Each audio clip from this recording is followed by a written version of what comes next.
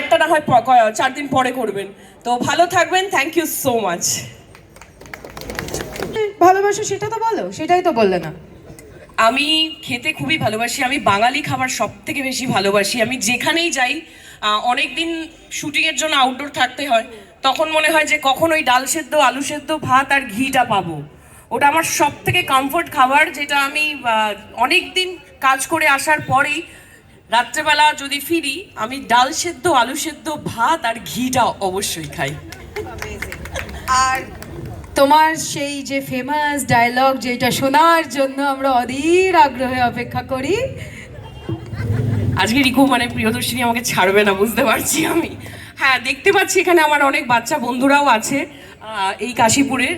তারা নতুন বছরও পড়েছে, আপনাদেরকে হ্যাপি নিউ ইয়ারও বলা হয়নি, তো আপনাদের নতুন বছর খুব ভালো কাটুক। তো ছোট বাচ্চা বন্ধুদের জন্য অবশ্যই একটা কবিতা, তো আমি যেটা আমি করে থাকি স্পেশালি, আমি নিজে ভীষণ বাচ্চাদের ভালোবাসি, তো আমার ভেতরেও একটা বাচ্চা সবসময় থাকে, তো তাদের জন্য স্পেশালি।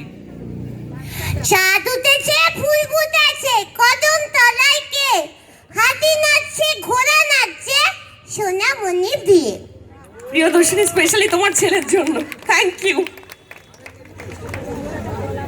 আচ্ছা, এটা অতীন আঙ্কেলের রিকোয়েস্ট, আমি এটা না করে যাব না, কারণ উনি এত সুন্দর করে একটা মেলা আয়োজিত করেছেন, তো আমি অবশ্যই গুপি বাগা চেষ্টা করছি, কারণ গান গেয়ে গিয়ে প্রচুর শোজ করছি, গলার অবস্থা খুব একটা ভালো নেই, তাও চেষ্টা করছি। গুপি গাইন বাগা গাইন মনে আছে তো, সেই ভূতের রাজা। আমার মনে হয় যারা একটু মানে এজের যারা, তারা মনে থাকবে।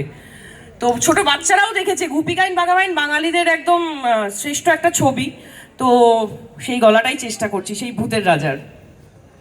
গুপি বাগা, গুপি বাগা, গুপি বাগা, গুপি বাগা, তোরা বড় ভালো দিলে বাঁকা পথে যাবি না, যাবি না, দুই করে রিং করিয়ে ভাবে যাবে তাই। Goopy Bagha, Goopy Bagha, Goopy Bagha. Thank you so much.